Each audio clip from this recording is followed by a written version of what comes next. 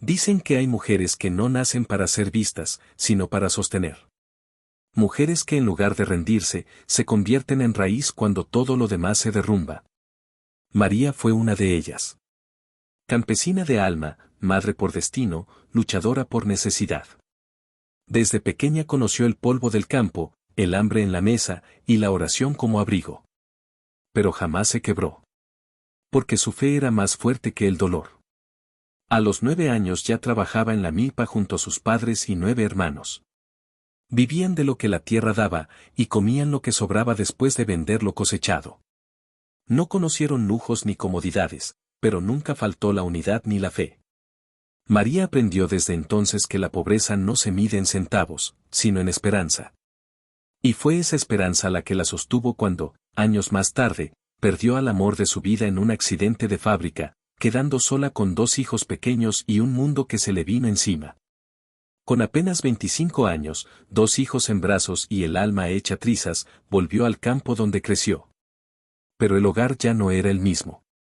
Sus padres estaban viejos, sus hermanos tenían sus propias familias, y el espacio ya no alcanzaba.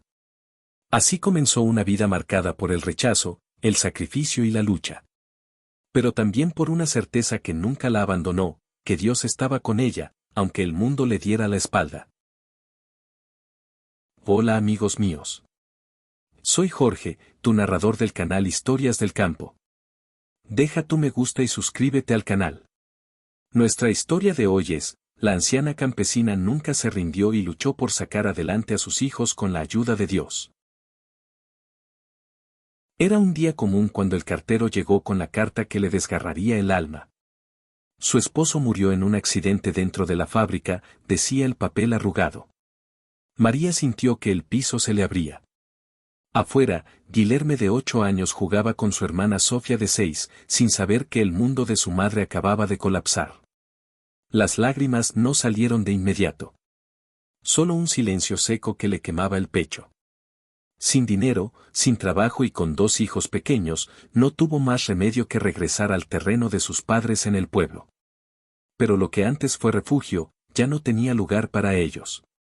Los hermanos tenían sus propios hijos, y los padres, ya ancianos, apenas podían sostenerse. María entendió que no podían quedarse. Era hora de buscar un nuevo comienzo. Una vecina le habló de una hacienda cercana donde buscaban una mujer para trabajar como doméstica. El patrón era un cafetalero reconocido, de mucho dinero y con fama de estricto. María aceptó. Le ofrecieron un cuartito detrás de la cocina para vivir con sus hijos.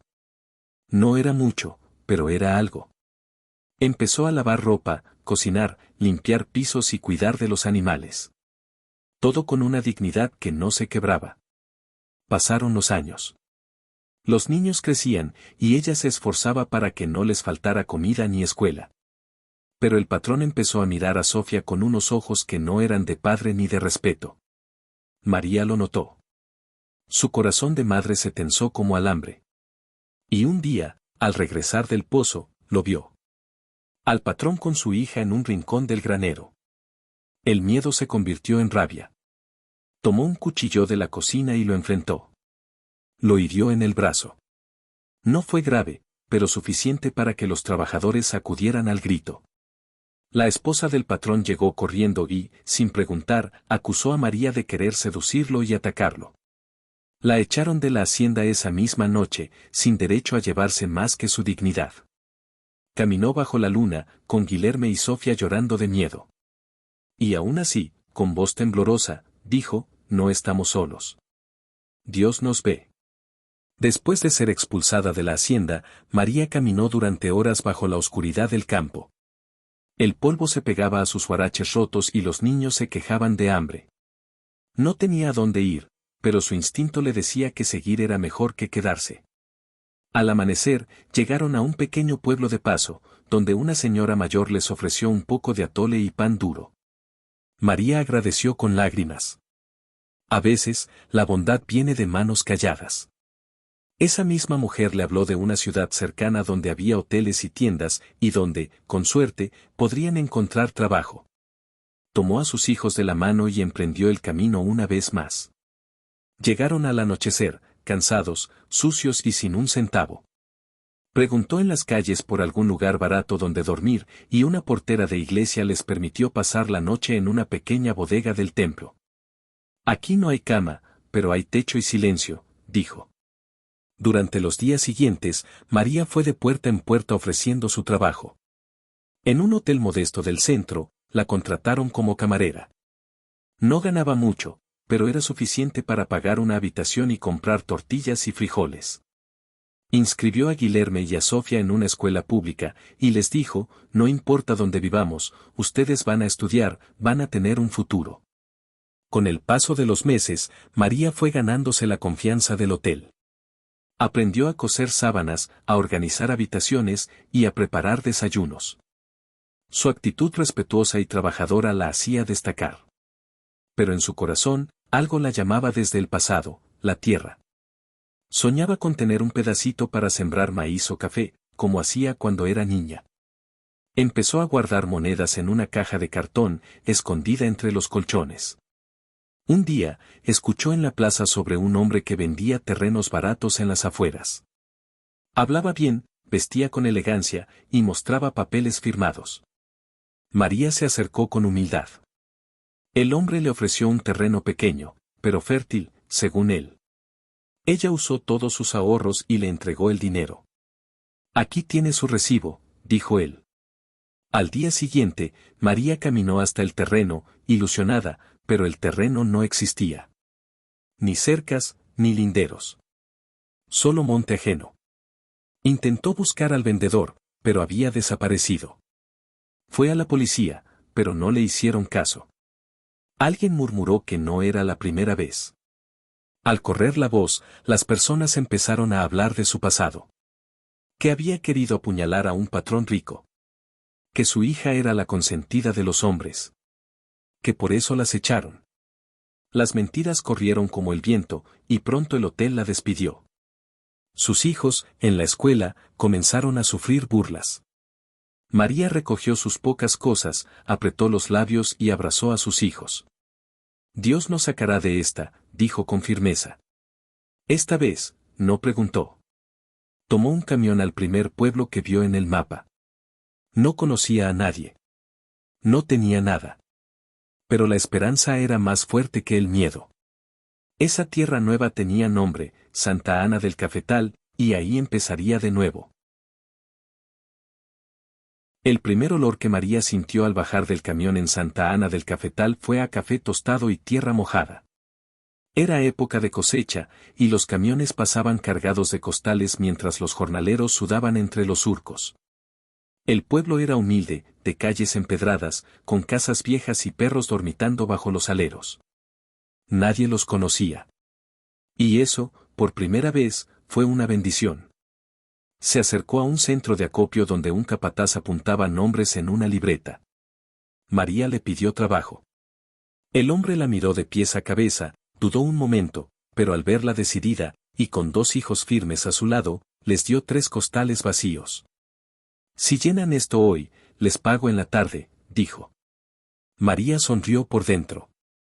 Era poco, pero era algo que nacía de su sudor, no de la lástima.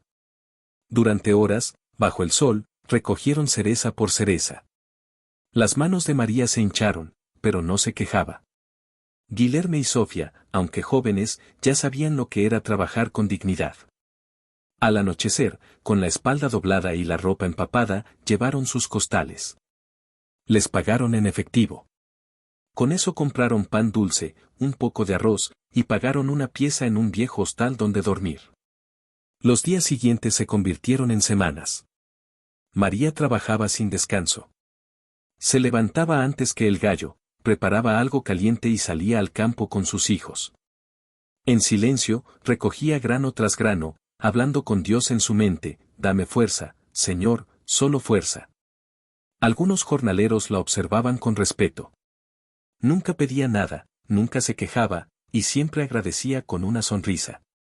Fue así como un día, mientras cargaba un canasto, un hombre la llamó desde un caballo. Era un señor de rostro arrugado, sombrero ancho y voz pausada. Se llamaba Don Román, uno de los productores más antiguos de la región.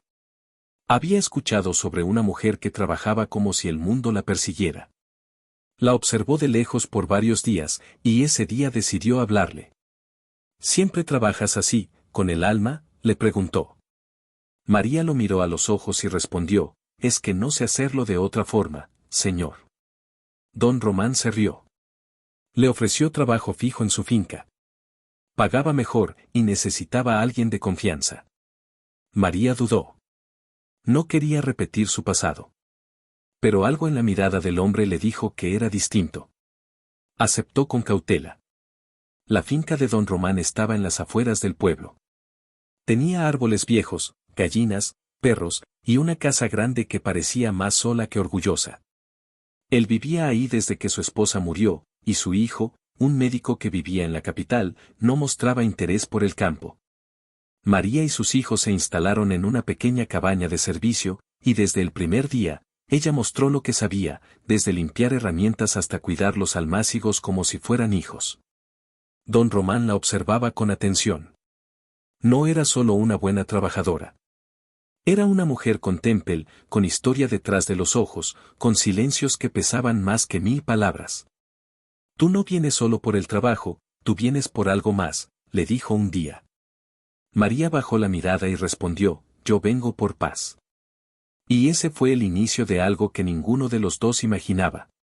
María se convirtió en una pieza clave dentro de la finca de don Román. No tardó en aprender cómo se clasificaban los granos, cómo se controlaban las plagas, y cómo se cuidaban los cortes según la etapa de maduración. No lo hacía por ambición, sino porque amaba ver la tierra dar fruto. La misma tierra que una vez la expulsó, ahora le enseñaba que también podía abrazar. Don Román la observaba con respeto. No era una mujer común. Tenía inteligencia natural, intuición para el campo, y una humildad que desarmaba cualquier prejuicio. Le pidió que lo acompañara al mercado local para negociar precios. Ella, nerviosa, aceptó. Y para sorpresa de todos, logró cerrar la mejor venta de café de la temporada. Su voz era firme, clara, pero sin soberbia. Los hijos de María también florecían. Guilherme, ya entrando en la adolescencia, empezó a interesarse por el cultivo. Se levantaba temprano para aprender del abuelo Román cómo podar, cómo regar, cómo mover las mulas sin lastimarlas. Sofía, por su parte, era buena con los números. Llevaba un cuaderno donde anotaba cada saco, cada venta, cada gasto. Tu hija tiene mente de administradora, decía don Román con orgullo. Poco a poco, María fue ganando un lugar no solo como trabajadora, sino como parte de la vida del viejo productor. Cuando él enfermaba, era ella quien preparaba sus remedios de hierbas. Cuando los perros ladraban de noche, era ella quien salía con la lámpara para revisar. Y cuando la tristeza lo atacaba, especialmente en fechas cercanas al aniversario de su esposa, era ella quien se sentaba a rezar en silencio a su lado. Un día, mientras desayunaban tamales y café recién colado, don Román le dijo, esta finca está muriendo, María. No tengo a quien dejarle todo esto. Mi hijo no quiere saber nada del campo. Ella no respondió. Solo bajó la vista, como si esa herida también fuera suya. Él continuó, pero desde que ustedes llegaron, esta tierra volvió a respirar. María no entendía lo que quería decir. Solo pensaba en trabajar, en ahorrar, en ver a sus hijos crecer sin tener que huir otra vez. Pero don Román ya tenía una decisión tomada en el fondo del alma. Sabía que no viviría mucho más. Y si había alguien que merecía continuar ese legado, era esa mujer que había llegado con nada y lo había dado todo. Pasaron los años. María cumplió 50 y sus manos ya no eran las mismas, pero su espíritu seguía intacto. La finca florecía. Nuevos cafetos, mejores rendimientos, y un nombre respetado en toda la región. Los vecinos hablaban con admiración de esa mujer que parecía tener un pacto con la tierra. Y don Román, aunque más frágil, sonreía cada vez que la veía caminar entre los surcos con su sombrero viejo y su pañuelo en la cintura. Una tarde, bajo el árbol de ceiba donde solía descansar, don Román le entregó un cuaderno. Aquí están los papeles. El testamento. Los quiero en tus manos. María tembló. No lo entendía. No soy de tu sangre, dijo. Él le respondió, no, pero eres la única que ha cuidado esta tierra como si fuera tuya, y eso vale más. María lloró en silencio, como cuando era niña. Pero esta vez, eran lágrimas de honra. Don Román dejó de caminar con firmeza. Sus pasos se hicieron más cortos, su aliento más lento, y su mirada más lejana. María lo notó, aunque él no dijera nada. A veces lo encontraba sentado en la banca del corredor, mirando hacia el cafetal con una tristeza serena, como quien sabe que su tiempo se está acabando. Ella comenzó a encargarse de todo, cuentas, empleados, reparaciones, cosecha. Una madrugada fría, mientras la neblina bajaba como un velo sobre la finca, don Román no despertó. Murió en su cama, con el rosario entre las manos y una foto vieja de su esposa bajo la almohada. María lloró en silencio, de pie junto a la cama, con una vela encendida y los hijos a su lado. No era solo un patrón. Era el primer hombre que le había abierto una puerta sin pedirle nada a cambio. El pueblo entero acudió al velorio. Lo recordaban como un hombre justo, generoso, firme. Los jornaleros lloraban, los vecinos encendían cirios. Pero entre todos los asistentes, apareció una figura inesperada, un hombre alto, elegante, de lentes y traje oscuro. Era Eduardo, el hijo de don Román. Nadie lo había visto en años. No saludó a nadie. Solo se quedó de pie, observando el ataúd con un rostro frío. Tras el entierro, Eduardo pidió una reunión privada. Había venido a ver el testamento. Mi padre me dejó esta finca, ¿verdad?, preguntó sin rodeos. El notario sacó los papeles, leyó en voz alta, y la verdad cayó como un rayo. Don Román había dejado toda la propiedad legalmente a nombre de María, reconociéndola como su sucesora y protectora de la finca. Eduardo se puso de pie, pálido, sin poder creerlo. Esto es un error, esa mujer se aprovechó de mi padre, gritó. Pero el notario fue claro, el documento estaba firmado, sellado, y en regla. María no dijo nada. Solo escuchaba, con el corazón acelerado y las manos apretadas sobre su falda. Eduardo exigió una explicación. ¿Qué derecho tiene usted sobre lo que es mío por sangre?, lanzó con desprecio. Entonces, María habló. No alzó la voz. No se defendió. Solo dijo, yo no pedí nada. Yo vine a servir, y él me enseñó a cuidar lo que usted dejó atrás. Si quiere esta tierra, quédese con ella. Yo solo quiero un pedazo para vivir y trabajar junto a mis hijos. El silencio llenó la sala. Hasta los trabajadores que estaban presentes bajaron la cabeza. Eduardo no respondió. Salió enfurecido, diciendo que llevaría el caso a los tribunales. Durante los días siguientes, María vivió con una angustia que no le dejaba dormir. Recordaba todas las veces que tuvo que empezar de cero, y no quería volver a perderlo todo. Pero en el fondo, sentía que había hecho lo correcto. Nunca buscó riquezas. Solo un lugar donde echar raíces. Una semana después, Eduardo regresó. No con abogados. Sino solo. Con una mochila y un gesto cansado. Pidió hablar con María, caminó por la finca, miró los cafetales, los perros, los trabajadores. Recordó su infancia, las ausencias, el silencio entre él y su padre. Mi padre me amaba, pero yo nunca lo entendí, confesó. Y si él creyó en usted, yo no tengo derecho a negar esa voluntad. María lo miró con respeto. Nunca quise quitarle nada, joven. Solo quería un techo, una tierra, y un lugar digno para mis hijos. Eduardo asintió. Le tendió la mano. Entonces quédese. Esta finca no es para mí, pero sé que con usted florecerá. Y así, el hijo que llegó a reclamar, se marchó en paz, dejando atrás no una herencia, sino un perdón. Después de la partida de Eduardo, la finca pareció respirar con más tranquilidad. María no celebró su triunfo, porque no lo veía como tal. Para ella, no se trataba de una victoria, sino de una responsabilidad sagrada. Ahora, esa tierra que un día pisó como jornalera era suya, y debía honrarla como don Román lo había hecho. Lo primero que hizo fue reunir a los trabajadores. Les habló con humildad y claridad. No soy patrona. Soy una de ustedes. Pero desde hoy, esta finca se trabajará con el corazón.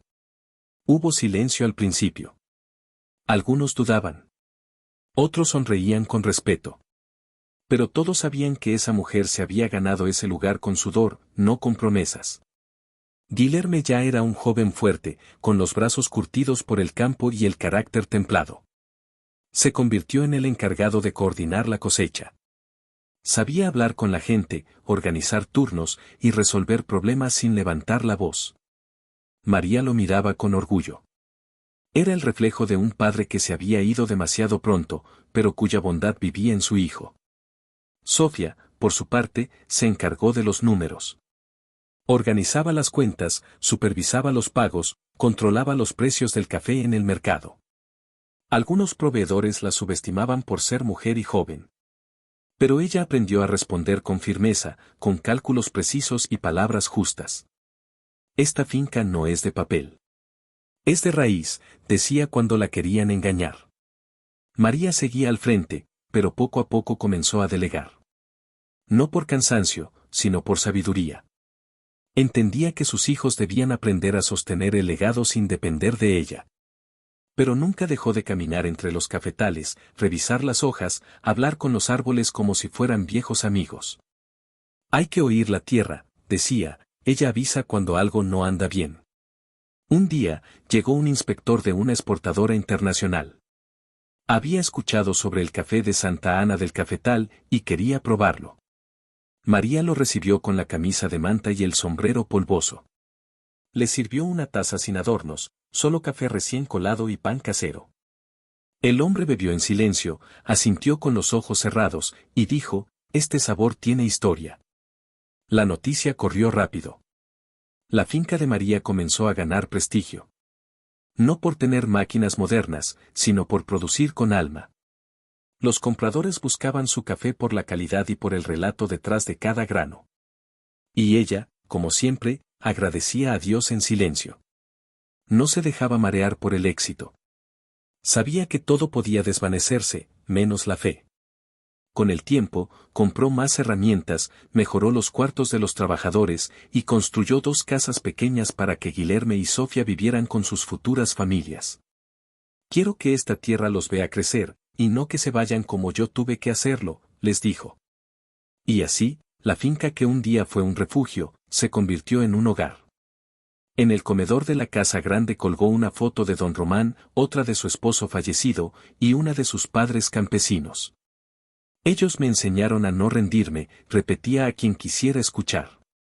Y cada vez que el sol se ponía detrás del cafetal, María salía al corredor, con una taza de café en las manos, y murmuraba, «Gracias, Señor, por no soltarme». Con los años, la finca de María dejó de ser solo un terreno productivo, se volvió un símbolo en Santa Ana del Cafetal. Lo que antes era conocido como la finca de don Román, ahora era llamada con respeto la tierra de María. No por vanidad, sino porque el pueblo entendía que esa mujer había sembrado algo más profundo que café, había sembrado esperanza.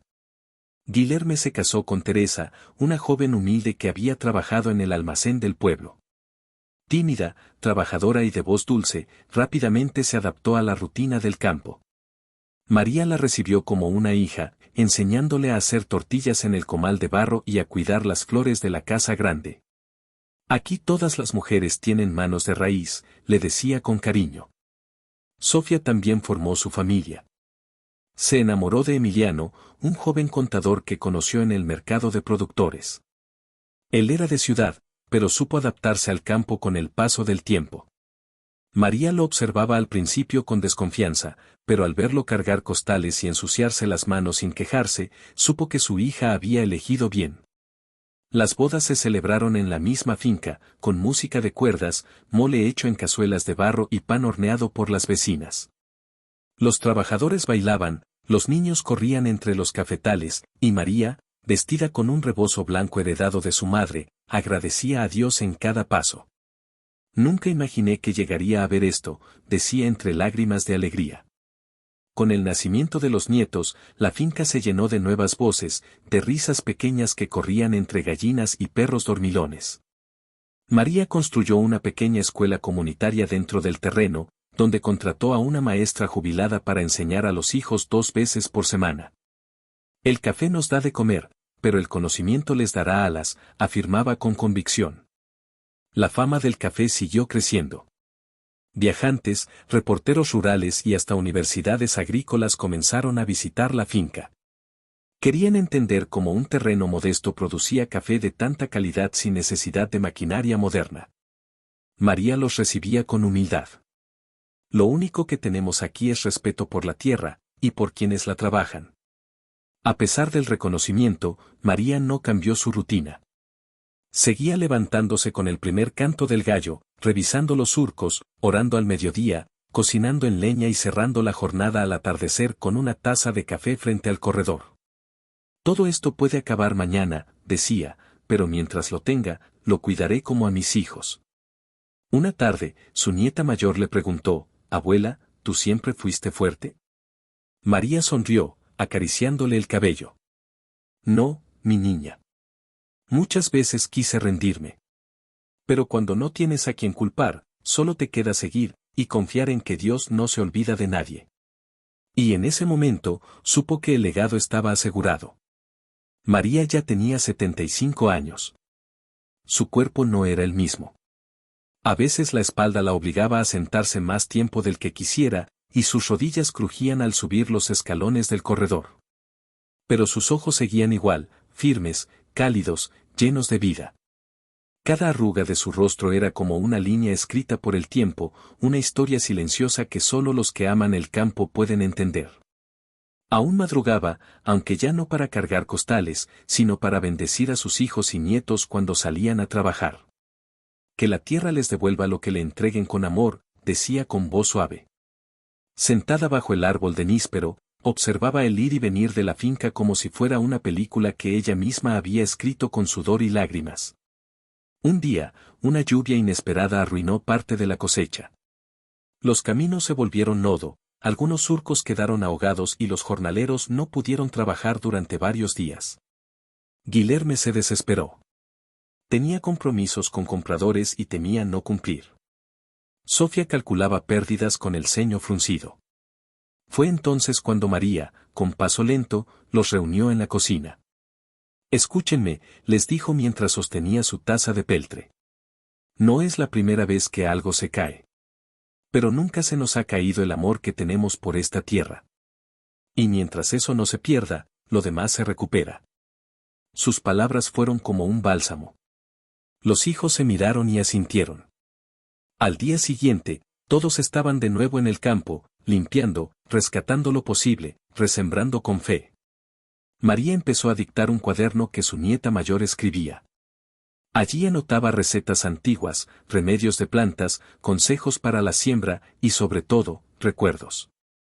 «No quiero que cuando yo me vaya, mis nietos tengan que aprender todo desde cero. Quiero que mis pasos sirvan de guía, aunque ya no esté para caminar junto a ellos». Los domingos, la familia entera se reunía en el comedor de la casa grande.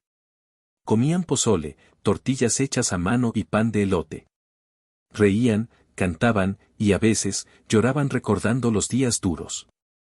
María se sentaba en su sillón de mimbre y los observaba con una paz que no cabía en su pecho. «Dios no me dio lujos, pero me dio lo más valioso, una familia que sabe amar». Uno de sus nietos quiso irse a estudiar a la ciudad. Todos temían que no regresara. María lo abrazó fuerte y le dijo: «No tengas miedo de volar, pero nunca olvides de dónde despegaste». Y antes de que el muchacho subiera al autobús, le entregó un puñado de tierra envuelta en un pañuelo, para que siempre recuerdes que aquí está tu raíz. La finca no era la más moderna, ni la más grande. Pero era la más viva. María recibía visitas de campesinas jóvenes que venían a pedirle consejos. Ella las escuchaba con paciencia, les ofrecía té de canela y les decía: «No tengas vergüenza de tu historia. Lo que te hizo sufrir, también te dio fuerza». Y aquellas mujeres se iban con lágrimas y esperanza. En las noches, cuando todos dormían, María salía descalza al patio. Caminaba despacio, tocaba las hojas de los cafetos y alzaba la vista al cielo. Gracias, Señor, por no dejarme caer cuando más lo necesitaba. Por convertirme en columna cuando solo era barro. Y entonces, entraba a casa, sabiendo que, aunque su cuerpo se cansara, su alma seguía sembrando. El sol caía tibio sobre los cafetales cuando María recibió una carta con sello del Ayuntamiento de Santa Ana del Cafetal. Pensó que era algún trámite de agua o impuestos. Pero al abrirla, leyó algo que la dejó sin palabras. La estaban invitando a una ceremonia donde le otorgarían un reconocimiento por su historia, su aporte a la comunidad y su legado en la producción del café. María no entendía por qué tanto alboroto.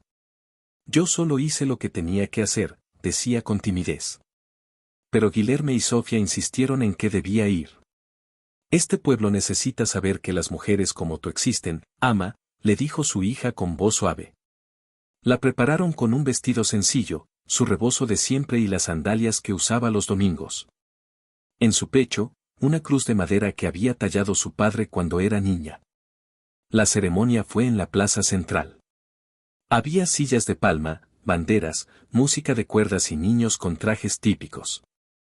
Cuando María subió al escenario improvisado, los aplausos la envolvieron como un abrazo que llevaba décadas esperando. No era fama lo que recibía, era honra. Reconocimiento de un pueblo que sabía quién era ella, aunque no siempre la hubiera escuchado. El alcalde habló de ella como una mujer que sembró dignidad donde otros sembraban olvido. Una niña del pueblo leyó una carta diciendo que soñaba con ser fuerte como María. Y cuando le dieron el micrófono, ella no supo qué decir. Solo tomó aire y dijo, yo no hice esto sola.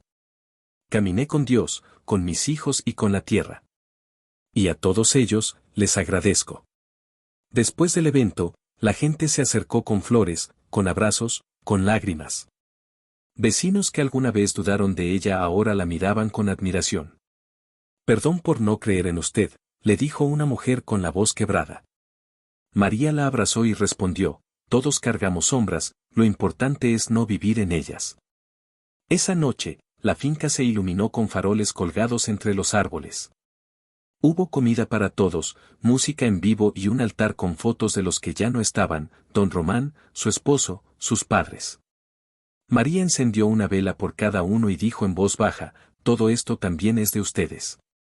Luego, en medio del campo, pidió silencio. Con los nietos formados frente a ella, María cavó con sus manos un pequeño hoyo bajo un cafeto viejo. Colocó dentro una caja de madera envuelta en manta.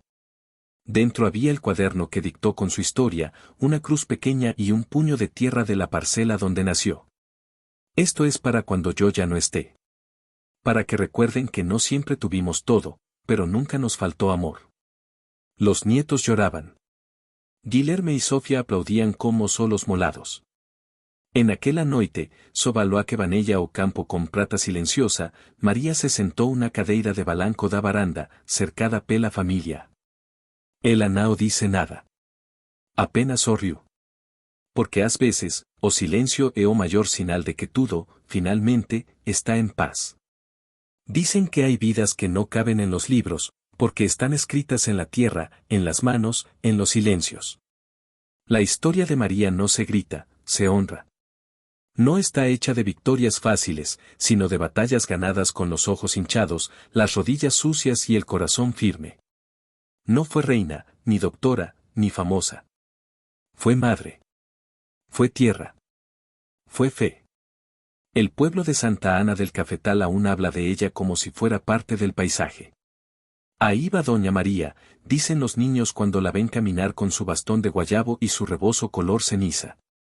Ella responde con una sonrisa y les regala una semilla o un consejo. Porque aprendió que enseñar es la única forma de quedarse, incluso cuando uno se va. Los domingos, la familia entera sigue reuniéndose bajo el gran corredor de la casa principal. María, desde su sillón de mimbre, los observa con los ojos entrecerrados por el sol. A veces no dice nada. Solo se lleva la taza de café a los labios, y en ese gesto, cabe toda su historia. Porque cada sorbo le recuerda que la vida, como el café, se bebe mejor con paciencia y con fe. No necesita estatuas ni homenajes. Su nombre ya está sembrado en cada surco, en cada nieto que corre por los cafetales, en cada oración susurrada al amanecer. Porque María no solo sacó adelante a sus hijos. También le enseñó a un pueblo entero que cuando todo te falta, si tienes fe, lo tienes todo. Y así, mientras el sol se despide detrás de los cerros, ella sigue ahí. Viva. Firme. Serena. Con los pies en la tierra, las manos callosas y el alma limpia. No esperando el final, sino cuidando que todo lo que sembró, siga floreciendo. Hemos llegado al final de nuestra historia, deja tu me gusta, comparte, comenta y suscríbete al canal, hasta la próxima.